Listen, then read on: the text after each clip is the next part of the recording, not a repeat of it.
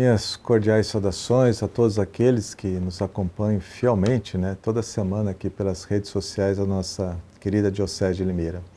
Então hoje nós vamos meditar o Evangelho do 28º domingo do Tempo Comum, dia 3 de outubro, domingo 3 de outubro de 2024.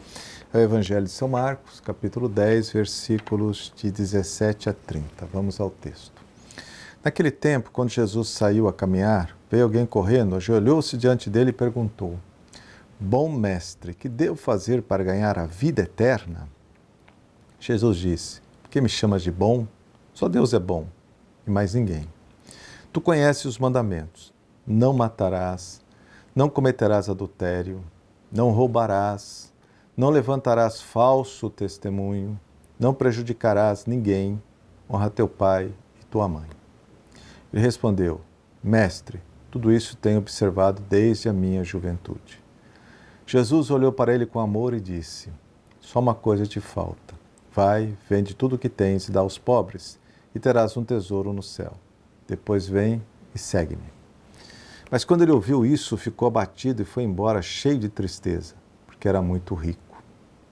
Jesus então olhou ao redor e disse aos discípulos: Como é difícil para os ricos entrar no reino de Deus. Os discípulos se admiravam com essas palavras, mas ele disse de novo: Meus filhos, como é difícil entrar no reino de Deus. É mais fácil um camelo passar pelo buraco de uma agulha do que um rico entrar no reino de Deus. Eles ficaram muito espantados ao ouvirem isso e perguntavam uns aos outros: Então, quem pode ser salvo? Jesus olhou para eles e disse: Para os homens isso é impossível, mas não para Deus. Para Deus tudo é possível. Pedro então começou a dizer-lhe: Eis que nós deixamos tudo e te seguimos. Respondeu Jesus: Em verdade vos digo, quem tiver deixado casa, irmãos, irmãs, mãe, pai, filhos, campos, por causa de mim e do Evangelho, receberá 100 vezes mais agora durante esta vida, casa, irmãos, irmãs, mães, filhos e campos com perseguições, e no mundo futuro a vida eterna. Palavra da salvação. Glória a vós, Senhor. Muito bem. Bom mestre, que devo fazer para ganhar a vida eterna? Com esta pergunta teve início o breve diálogo entre Jesus e o jovem rico. E Jesus responde: é preciso, antes de tudo, viver de acordo com os mandamentos. Isso, porém, não significa que a vida eterna seja algo que o ser humano conquista unicamente com o seu esforço. A vida eterna é, antes de tudo, dom de Deus, fruto de sua bondade, de sua misericórdia. É graça oferecida a todos nós. A santidade é, antes de tudo, graça de Deus. Na primeira carta a Timóteo, capítulo 2, versículo 4, São Paulo diz assim, categoricamente: Deus quer, isso é da vontade de Deus, que todos se salvem e cheguem ao conhecimento da verdade. No entanto, é um dom que o ser humano, o dom da vida eterna, da santidade, é um dom que o ser humano deve acolher, aceitar e com o qual deve se comprometer. Deus oferece esse dom, essa graça, porém é preciso corresponder a ela. Por isso que o jovem rico já observava os mandamentos, Mas é preciso a graça de Deus para observar os mandamentos, senão a gente não consegue. Sem o auxílio de Deus, não conseguimos observar os mandamentos. E no Antigo Testamento, os profetas perceberam isso, a tal ponto que Ezequiel, no capítulo 36, versículos 26 a 27, diz assim: Eu vos darei um coração novo e colocarei em vós um espírito novo. Tirarei do vosso corpo o coração de pedra e vos darei um coração de carne. Porém em vós o meu espírito e farei com que andeis segundo as minhas leis, diz o Senhor. Profecia de Ezequiel, transmitindo as palavras de Deus. Eu vos darei um coração novo, capaz de observar as minhas leis, porque só com as próprias forças o ser humano não consegue. Ele precisa da ajuda de Deus, a graça de Deus. Em teologia a gente diz assim, é preciso transformar a santidade sacramental em santidade moral. Mas precisamos da ajuda de Deus, a graça. O Novo Testamento é o regime de graça, a ação do Espírito Santo em nós.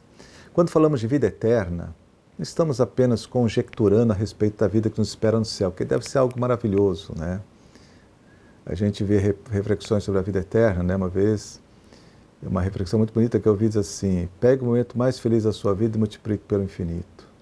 É a vida junto de Deus, é o que nos espera no céu. Mas estamos também, quando se fala de vida eterna, a refletir sobre uma vida com qualidade já aqui na Terra, já neste mundo. De uma vida que leva o ser humano a uma experiência de paz e de felicidade. A vida eterna é uma realidade que deve marcar cada passo de nossa existência terrena e que atingirá, sim, a sua plenitude no pós-morte, no céu, mas que começa aqui, no tempo presente. A vida eterna começa quando aderimos aos valores do Evangelho. Com o auxílio da graça de Deus, procuramos pôr em prática os valores do Evangelho. Muitas vezes a lógica do mundo sugere que a vida eterna, ou seja, a verdadeira felicidade, encontra-se no acúmulo de dinheiro, na conquista do poder, no reconhecimento social, nas redes sociais hoje, dos privilégios que conquistamos. Embora os bens desse mundo nos proporcionem bem-estar e uma pseudo-segurança, uma falsa segurança, não nos garantem a vida eterna, não nos oferecem a vida eterna. A história do jovem rico chama a nossa atenção para isso. Ele conhece os mandamentos, procura praticá-los, porém possui muitos bens, era muito rico, dos quais não consegue desapegar-se. E aqui entra o ensinamento de Santo Inácio de Loyola, o apego desordenado, o mal que isso faz.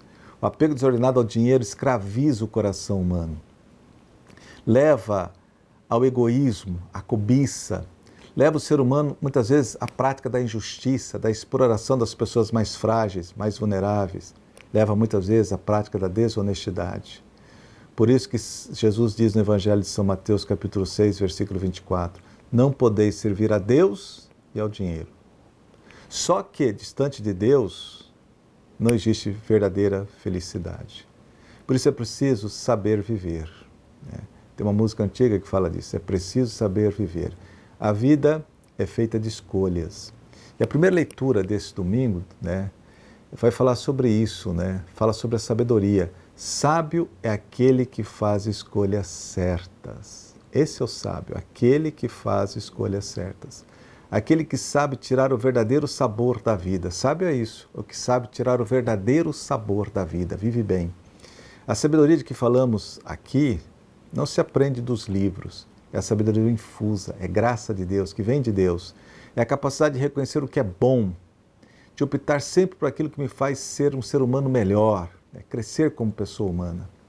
Todos nós temos determinados valores que dirigem e condicionam as nossas opções de vida, as nossas atitudes, os nossos comportamentos.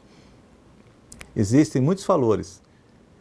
Existem valores efêmeros, por exemplo, o dinheiro, o poder, o reconhecimento, tudo isso passa. E esses valores não podem ser absolutizados. Quem absolutiza o dinheiro, o poder, as posses, se esquece que um dia vai partir desse mundo. Caixão não tem gaveta. O enterro, quando vai para o cemitério, também não vai acompanhado por um caminhão de mudanças. Você só leva as suas boas obras e nada mais. Esses bens materiais, eles não são maus por si próprios. Não podemos deixar que eles tomem conta de nossa vida, condicionem as nossas opções. Aí é o desapego desordenado. Quando isso acontece, perdemos nossa liberdade. É o que aconteceu com o jovem rico. Estava escravo dos bens que possuía. Seguir a proposta de Jesus, isto é, ser sábio, não significa viver infeliz, sacrificado nesta vida. Muito pelo contrário, ser sábio significa escolher um caminho de vida plena, de realização, de alegria. O cristão não é um pobre coitado, condenado a passar essa vida distante da felicidade. Pelo contrário, é alguém que renunciou a propostas parciais de felicidade, porque sabe que a vida plena está em viver de acordo com os valores eternos propostos por Jesus, os valores do Evangelho. Porque neles encontra-se a perene felicidade e o verdadeiro sentido da vida humana, o caminho que nos conduz para a vida eterna, para a perfeita felicidade. Vale a pena seguir a proposta de Jesus, ser discípulo de Jesus, vale a pena.